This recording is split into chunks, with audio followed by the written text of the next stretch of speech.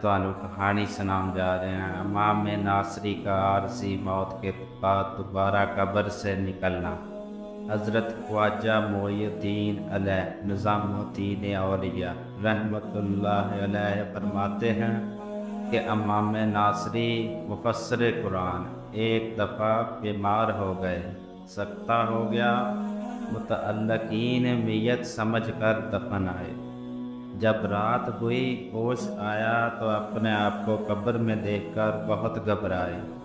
اسی اضطراب کی حالت میں انہیں یاد آیا کہ جو شخص اضطراب کی حالت میں 40 مرتبہ سورۃ یاسین پڑھتا ہے، اللہ تعالیٰ اس کی پریشانی سے نجات فرماتا ہے۔ چنانچہ انہوں نے سورۃ یاسین پڑھنی شروع کر دی۔ جب 5 مرتبہ پڑھ چکے تو قبر کی کشائی کے آثار ظاہر ہونے لگے۔ ایک کفن چور نے کفن کی تمہ سے قبر کھودنی شروع کر دی۔ امام موصوف کو معلوم ہو گیا یہ حرکت کفن چور کی ہے۔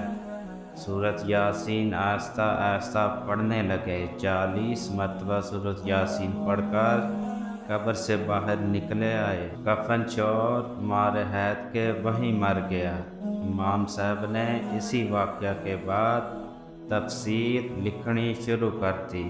جزاک اللہ۔